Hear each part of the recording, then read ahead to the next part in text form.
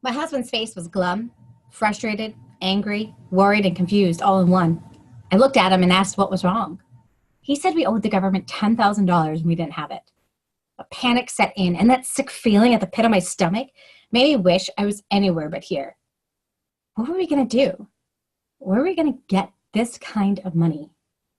Well, luckily, I didn't have to come up with these details, but the stress that was caused because of this was unlike anything that I had felt before.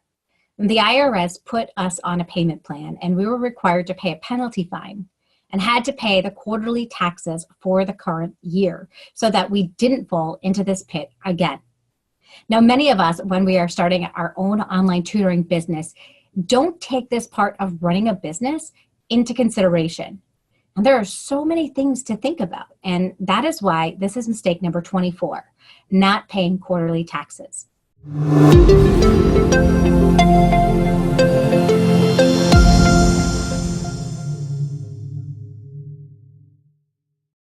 My name's Joanne Kaminski, and I shared the intro not to scare you, but to point out the reality that not paying quarterly taxes can have on you. And here's the thing, not knowing about it doesn't excuse you from it. Now, I had no idea I had to pay quarterly taxes. My husband's the one that is in charge of all that. So when I would send my money at the end of each month, I specifically now tell him how much should go towards taxes so that he puts that money into a fund to pay for them each quarter. Now, the good thing about making these kinds of mistakes is that you quickly learn from them. You put a system into place immediately and you take the proper actions. And as long as you take these actions, you will not receive the same consequences again. So in this video, we're going to take a look at who needs to pay quarterly taxes, how much they need to pay, and what is the specific penalty for not paying. Now, it is important the first few years to work with a tax consultant so that you can make sure that you are doing things right for your business, no matter where you live. Now, some states and countries, guess what? They don't even have to pay the same amount of taxes as you and I do. In fact, there are some countries where you don't have to pay income tax at all. Those countries include Monaco, the Bahamas, the British Virgin Isles, Brunei, the Cayman Islands, the United Arab Emirates or Dubai, Vanuatu, and the Turks and Caicos, and lastly, Andorra. Now, maybe one of these is a country that you'd like to live in the future. Who knows? In the comments below, tell me where you are from. Now, if you happen to live in Alaska, then you don't pay any state income tax. And there are some countries that they don't charge a large sum for taxes, but there's too many of them to list here. The rest of us, we have to pay attention to what our state and country laws are so that we can avoid horrendous penalty fees. So who needs to pay these taxes in the US? If you intend to file as a sole proprietor, a partnership, S Corp, shareholder, and or a self-employed individual, you'll generally need to make estimated quarterly tax payments if you have made $400 or more for the year. This is true even if you are paid in cash. Now, get out a pen and paper because you are going to want to write down the following dates. Then you're going to want to go to your calendar and circle these dates with a big fat red marker so that you do not forget.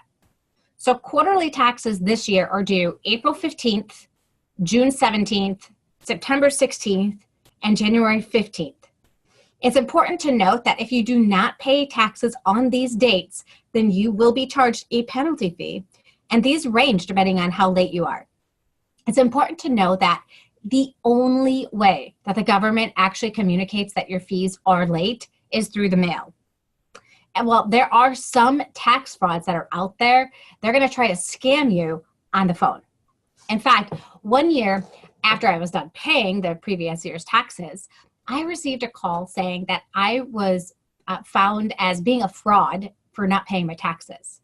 I was told that I owed over $5,000 and that they tried to mail me something, but it was returned. I immediately went into panic mode because my husband was the one that was paying the taxes. And the man was hard to understand. He had an Indian accent. And I don't remember, all of the details of what he said, but he needed me to take out over $5,000 and deliver it to a specific address by a certain amount of time, or the cops, he said, were going to come to my house and arrest me. Now, just so you know, the cops are not going to come to your house and arrest you, especially if this is the first time someone is chatting to you about it. Again, they will never call you, so you can rest assured that this is a scam if someone is calling you. Now, it is amazing what happens when fear sets into your system, though. You really stop thinking rationally. My heart was beating so fast, I didn't know what to do. I wrote down the information that this guy was giving me, but my rational side kept saying, none of this makes sense. How could my husband be this much off?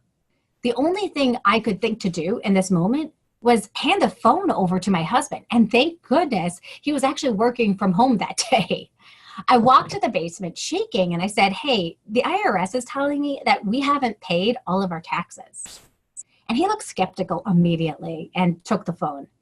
And the people on the phone, they said that this had nothing to do with him and that he needed to put me back on.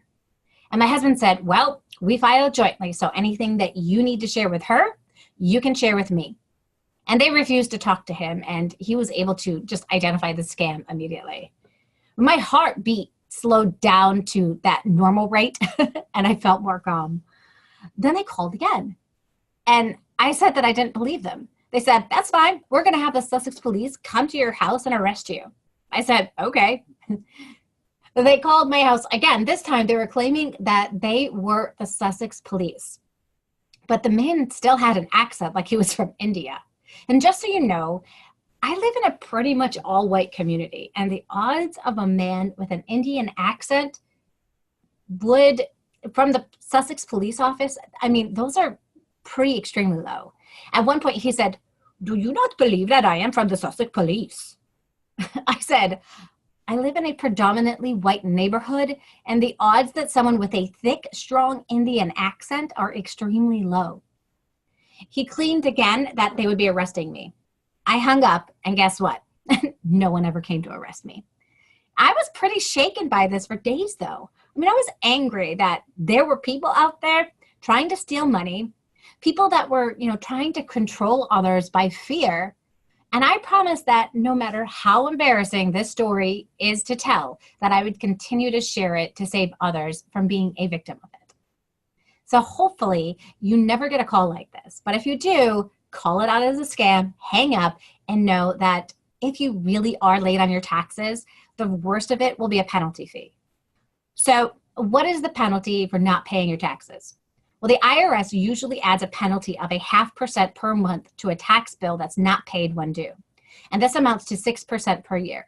This penalty is added to the 3% interest charge. So the total penalty would be 9% or more if you don't pay all your tax due on April 15th. And there are a couple of things that you can do to avoid these penalties. You can pay either at least 90% of what you owe in taxes this year, or pay the same amount, 100%, as the taxes you owed last year, whichever is smaller. Paying 100% of the taxes that you owed in the previous year is sometimes referred to as the safe harbor rule. So even if your income grew this year, you will avoid penalties if you match the payments that you owed in the previous year, but you will still have to make up obviously the additional tax payments, right? You still have to pay it. Now, one important caveat: if your income is more than $150,000 per year, then you're required to pay 110% of what you paid in taxes last year. And paying taxes 4 times a year won't be the most fun thing that you do as an online tutor, but proper preparation, organized small business record keeping, and tax-ready books can help make it one of the most painless tasks. Now, there is a great calculator that you can use to figure out the total amount of taxes for both your Social Security and Medicare. Now, typically, if you are employed, your employers pay half of this. But as a solopreneur, you're going to be required to pay the full amount yourself. I know this is scary because it seems like a lot of money, but having your own amazing business is amazing because you're going to have a lot of tax breaks that the average person does not have. And I'm going to share those secrets with you next week. And in the meantime, let's take a look at the Self-Employed Calculator to figure out Social Security and Medicare. And I put the link for you inside of the description. You can just click on that. And then let's say that you made $50,000 this year. I'm just going to put that on in here for your self-employment. Now, some of you may be working with an online tutoring company, and you may be listed as an employee and not just a freelance tutor. And if that is the case, then there might be an amount that your employer has already paid. And so you're going to want to put that in. And then you're going to click the button Calculate. This tells me that for Social Security, I have to pay $573, and that for Medicare, I have to pay $134.